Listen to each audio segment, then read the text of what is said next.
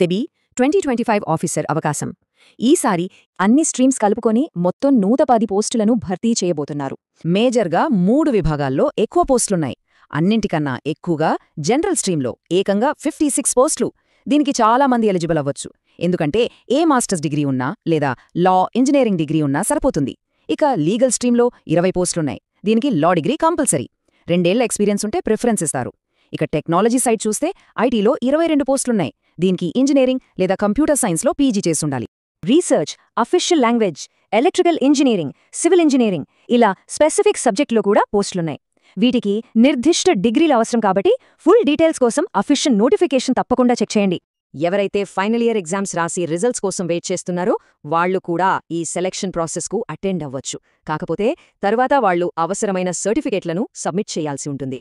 వయస్సు విషయంలో చాలా క్లారిటీగా ఉండాలి. సెప్టెంబర్ 30, 2025 నాటికి మీ వయస్సు 30 సంవత్సరాలు దాటకూడదు. సింపుల్గా చెప్పాలంటే మీ పుట్టిన తేదీ అక్టోబర్ 1, 1995 తర్వాత ఉండాలన్నమాట. అయితే రిజర్వేషన్ కేటగిరీల వారికి రూల్స్ ప్రకారం ఏజ్ రిలాక్సేషన్ ఉంటుంది. సెలక్షన్ ప్రాసెస్ మొత్తం 3 దశల్లో ఉంటుంది. ఫస్ట్ ఫేజ్ 1 ఆన్లైన్ ఎగ్జామ్, తర్వాత ఫేజ్ 2 ఆన్లైన్ ఎగ్జామ్, ఆ తర్వాత ఫైనల్గా ఇంటర్వ్యూ. ఈ 3 అడ్డంకులను దాటిన వాళ్లే సెబీ ఆఫీసర్ అవ్వగలరు. సరే, ఇంత కష్టపడితే వచ్చే రివార్డ్స్ ఏంటి? జీతం. ప్రస్తుతం ముంబైలో పోస్టింగ్ వస్తే అకామిడేషన్ లేకుండానే నెలకి సుమారుగా 1,84,000 రూపాయల గ్రాస్ శాలరీ వస్తుంది. ఇది గవర్నమెంట్ సెక్టార్లో ఒక ఫెంటాస్టిక్ ప్యాకేజ్ అని చెప్పాలి. జీతం ఒక్కటే కాదు, దానికి తోడు బోలెడన్ని బెనిఫిట్స్ ఉన్నాయి. లీవ్ ఫేర్ కన్సెషన్, మెడికల్ ఖర్చులు, పిల్లల ఎడ్యుకేషన్ అలవెన్స్, ఇంటి ఫర్నిషింగ్, కంప్యూటర్ కొనుక్కోటానికి స్కీమ్, ఇలా చాలా ఉన్నాయి. చూసారా ఎంత మంచి కాంపెన్సేషన్ ప్యాకేజో? సెలెక్ట్ అయిన తర్వాత గ్రేడ్ ఏ ఆఫీసర్గా 2 సంవత్సరాల పాటు ప్రొబేషన్లో ఉంటారు. ఈ టైంలో ఆర్గనైజేషన్ పనితీరు, మీ విధుల గురించి పూర్తి స్థాయిలో నేర్చుకుంటారు. ఇది standard process. October 30, 2025 online application link open అయ్యేది ఆ రోజే. అయితే సెబీ ఈ తేదీలను మార్చే అవకాశముందని కూడా చెప్పింది.